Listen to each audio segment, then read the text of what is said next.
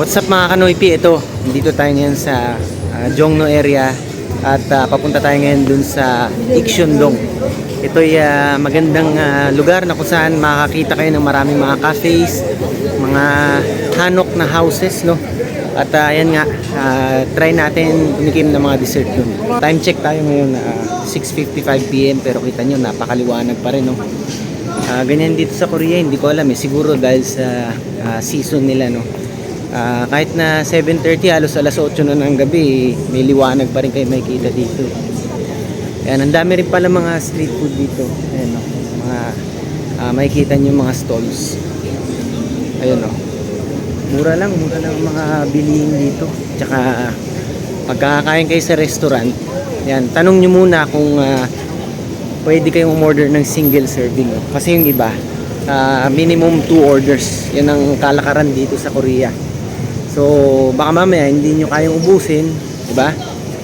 Magtanong muna kayo kung meron silang single order, no? So ito na yung alleyway papasok nung Iksyondong. So yan, dito meron ng mga bilihan ng souvenir. Photo booth meron din.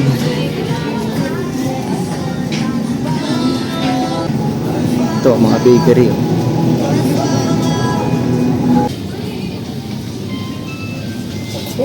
Ito guys, so meron ng mga magandang cafe dito. Ayan. Ito rin sa kanan. Ganda ng mga aesthetic nila. Papasok pa lang meron ng bubungad na magandang backdrop, design.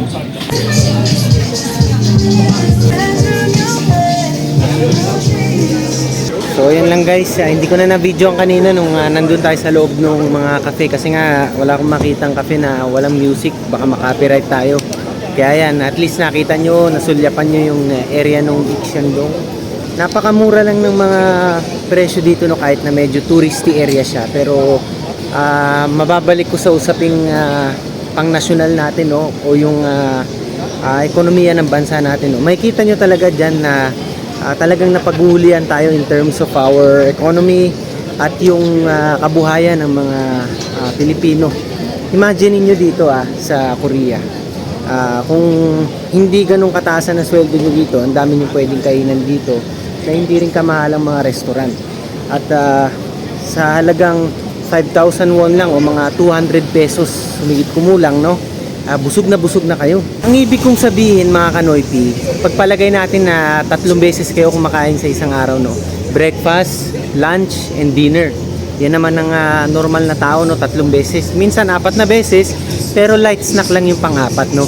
At yan, imagine niyo kung meron kayong sweldo dito na ang pangkaraniwang daily wage dito sa Korea is mga 82,000 Korean won, no? At yan, ang makakain nyo halimbawa 15,000. So percentage wise, wala pang 20% ang gagastusin nyo dito sa pangkain nyo. And then the rest, 80% may get, pwede nyo nang itabi. So sobrang laki pa ng pwede nyong maipon, no? At yun nga, pag nag-accumulate yun sa isang buwan, imagine niyo isang araw pa lang yun, ang 80,000 won nasa mga 3,300 pesos higit kumulang, no? So sa isang buwan ang laki nun, di ba? Nasa 100,000 rin kung masipag kayo mag-ipon tsaka matipid kayo.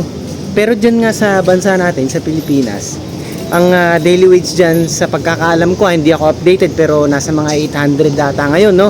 Correct me if I'm wrong. Pero kakain kayo sa McDonald's, halimbawa ng Big Mac, yan, isang kainan lang, magkano ba? Mahigit 200 pesos na ba? At abot pa ng 300 minsan, no? Fast food pa lang yan, hindi pa yan yung mga restaurant talaga dyan. So yung kinita nyo sa isang buong araw, parang isa o dalawang kainan nyo lang. Kulang na kulang talaga, no? Ano pa yung pambabayad nyo sa renta ng bahay, kuryente, basic necessities? Siyempre marami pa kayong gagastusin kung may pamilya din kayo, di ba? So doon talaga makikita yung pagiging hulihan natin, no, sa usaping sweldo. At yan nga, sinasabi nila na middle income country daw tayo. Paano nangyari yun? Kung pagbabasihan pa lang ang pagbili nyo ng Big Mac nga sa McDo, yan na lang, no, para kung hindi kayo magagaling sa mathematics, so at least ma-imagine nyo o ma-compute nyo na talagang kulang na kulang yung kinikita dyan sa Pilipinas, no? Kahit pa increasean nila yan ng paunti-unti, barya-baryang increase, kulang pa rin, no? Kasi nga ang dapat ginagawa dyan, imbis na pataasin ng paunti-unti ang sahod, dapat ginagawa ng paraan paano mapababa ang presyo ng mga bilihin. O yung inflation rate na talagang wagas-wagas, wala talagang katapusan, no? Hindi tulad ng mga karatig bansa natin na nakokontrol nila ang pagtaas ng mga bilihin kahit papaano, di ba? Kaya yan, talagang nakakasama lang ng loob, no, na hanggang ngayon marami pa ring naniniwala sa bangag na administrasyon na yun nga, na ginagawa daw ang lahat ng makakaya nila, no? Yun na ang the best nila. Tapos nagagalit pa sila pagka pinupuna ang administrasyong bangag, no? Pinagtatanggol nila, no? Nang wagas-wagas din. Pero dyan pa lang sa usapin na yan, kung talagang marirealize lang nila at talagang kung yan nga, i-compute nila doon pa lang sa daily wage saka yung mga binabayaran nilang para sa pangkain, malalaman nila na talagang tinutulunggis lang sila ng administrasyong bangag at talagang hindi na ibibigay ang karapat-dapat na serbisyo. At yan nga, yung basic privileges dapat ng isang mamamayan, no? So yan, hanggang dito lang muna tayo mga Kanoypi. Basta lagi ko lang kayong i-remind na lagi kayong maging makabayan nang sa ganun ang Pilipinas ay maging Singapore one day. Hanggang sa muli, ang inyong pinakasiga sa mga siga, Tigasing Noypi.